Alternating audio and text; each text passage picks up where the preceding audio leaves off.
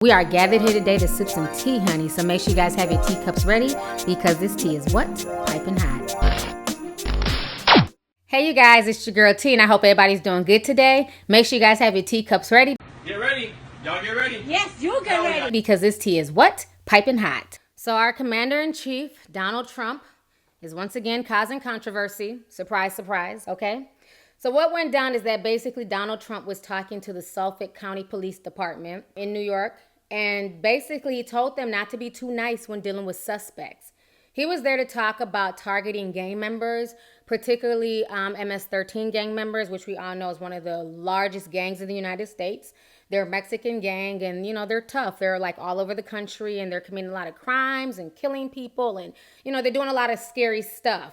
And so basically Donald Trump was saying that, you know, when they arrest these gang members and these thugs, they should basically, you know, don't hold their head down when you put them in the car. Just ram their head into the damn door and, you know, throw them in the back seat and, you know, beat them with a baton. Well, he didn't say that, but bitch, I can read through the lines like a mofo, okay?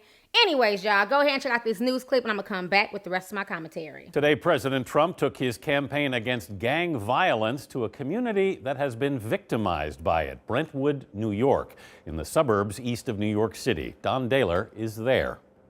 The president came to Long Island to talk to law enforcement officers about a gang known as MS-13 that he says has neighborhoods under siege. They like to knife them and cut them and let them die slowly because that way it's more painful and they enjoy watching that much more. These are animals.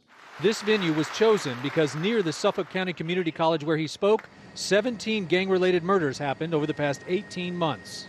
It is the policy of this administration to dismantle, decimate, and eradicate MS-13. We will find you, we will arrest you, we will jail you, and we will deport you. President Trump even had words of advice to law enforcement on how to handle these arrests. Please don't be too nice. Like when you guys put somebody in the car and you're protecting their head, I said, you can take the hand away, okay? Hey, ho, ho. Donald Trump is got to go. Outside the college, about 400 protesters were kept far away from the president. That's where we found Raj and Summer Chetty with their kids. They were skeptical about the president's motives. Yes, MS-13 is a blight, as gangs are anywhere, but it's a pawn, it's a dog whistle. It's a way to demonize a whole group of people, a whole group of immigrants. Late this afternoon, the Suffolk County Police Department issued a statement saying, "We do not and will not tolerate roughing up prisoners." Anthony, the president is pushing Congress for more funding for his immigration policies. Don Daler on Long Island, thanks. All right, so you guys just saw that news clip. So basically the Suffolk County Police Department, they did take to social media, and they're basically saying that when a police officer takes someone into custody, you have no idea if they are guilty or not, and it is illegal and unlawful for police officers to try and administer punishment when there have been no formal charges filed, no convictions, and no sentences. So they're basically trying to distance themselves from Donald Trump's foolish statement. And then also, a lot of people took to social media, of course. You know, a lot of folks had things to say. There's even one police officer who totally denounced everything that Donald Trump says. So kudos to you, Officer in Blue, for, you know, going against the grain and calling out our Commander-in-Chief on his foolish statement, okay? Let's not act like Donald Trump was sitting there talking about black people. I see a lot of people spinning that narrative. I like to keep things honest on my channel. I'm not playing the race baiting bullshit like other people do.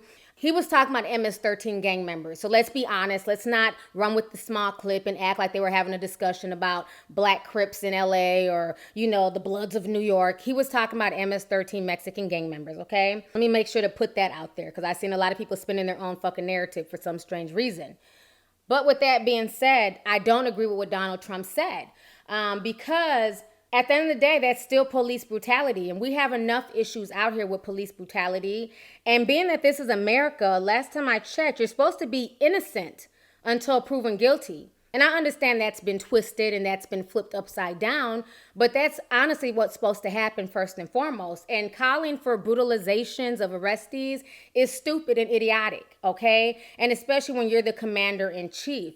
Another thing that bothers me is that this is really scary. And me being a female, I don't have a criminal record, never been arrested, and I've never been to jail. And I'm proud of that, okay? I'm not going to let people shame me and say that I'm not real because I don't have a criminal record or a mugshot. Fuck that shit. I like having not been to jail, okay?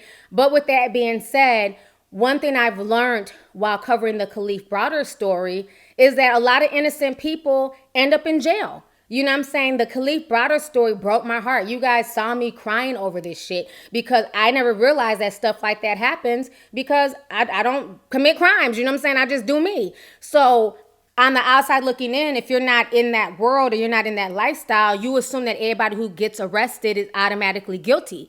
But one thing that the Kalief Browder taught the world, not just me, but the world, is that there are a lot of innocent people who have been placed in jails, and the only reason why they're there is because they cannot afford to bail out. Nothing more, nothing less. A lot of times it's an economic issue that's keeping people in these jails. So we need to remember that. Just because somebody happens to be in an MS-13 area does not mean that they did a killing or a drug deal or a shooting. And so to be abused, upon arrest is not okay. And it's not okay for the commander-in-chief to say something like that. That's very, very irresponsible. Because if I happen to be in an area, and something goes down and I get arrested, and even though I didn't do anything, don't bash my fucking head into the door. Don't throw me in the damn back of the police car. You know what I'm saying? Show me the respect as a tax-paying citizen. And I'm not saying that all gang members pay taxes and shit, but it's just the point that people in the community pay taxes. They pay your salary. You're a civil servant, so you have to treat everybody with respect. Again, it's innocent until proven guilty. You cannot just spin your own narrative. You can't make somebody guilty. Even if you see them, literally standing next to the body with the gun in their hand, you still have to treat them with a level of humanity. Regardless if we like it or not, that's the job that they signed up for. You did not sign up for the job to brutalize and attack people. And people need to also realize that it can happen to anybody. Just because you don't have a criminal record, just because you're not out here doing dirt, it can happen to anybody. Always remember the Kalief Browder story because this was a young man doing nothing more than coming home from a party in the Bronx. And he ended up in Rikers Island Penitentiary for 3 years. For a crime that he did not commit. And even if he stole the fucking backpack, it did not warrant him doing 3 years. And most of that was spent in solitary confinement to the point that when that boy got out, he went crazy and he ended up killing himself, taking his own life.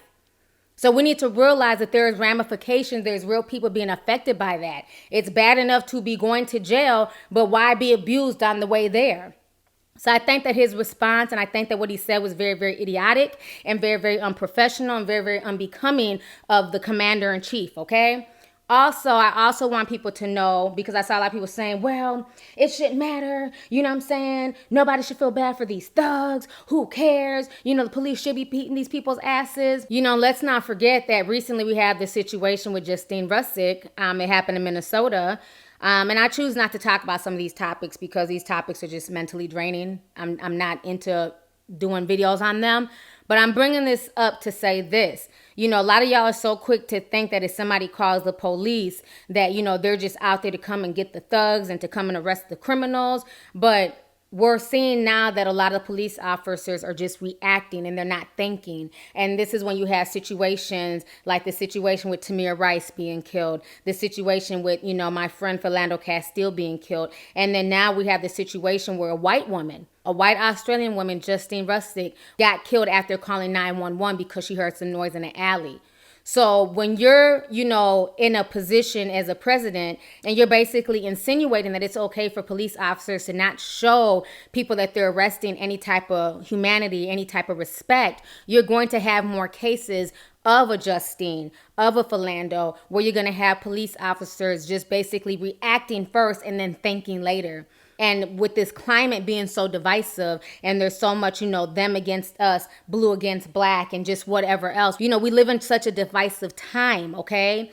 We don't need the president and the commander-in-chief causing more of a division. So I did not agree with his comments. And the fact that those police officers were in the background laughing and kikiing like the shit was funny, I didn't find it funny at all. I find it divisive and I find it dangerous. And we need to realize that everybody who, comes into contact with the police, everyone is not a criminal, okay? So you can't just treat everybody like they're a criminal. You can't treat people with a lack of humanity just because, the police are there and you're making an arrest. Because again, you never know if that person is guilty or not. And until they've been charged formally, you know what I mean, you can't just inflict your own punishment onto that person. You're a civil servant and you have to act like one, because it's our tax dollars that are giving you your job, that are paying your pensions, that are paying your salary. So you have to respect people at the end of the day. So I think what Donald Trump said was all the way wrong and was all the way out of pocket. So let's go ahead and get the discussion popping. Make sure you hit that subscribe button. Don't forget to hit that like button, and make sure you click that bell so you can be down with the notification squad, honey.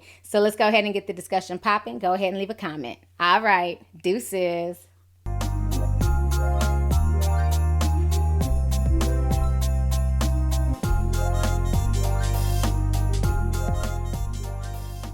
Hey you guys, it's your girl T. Make sure to subscribe, like, and share my videos. You can also visit Lovelyti.com to purchase any merchandise. Also, don't forget to click the boxes down below to watch any of my previous videos. Talk to y'all later. Deuces.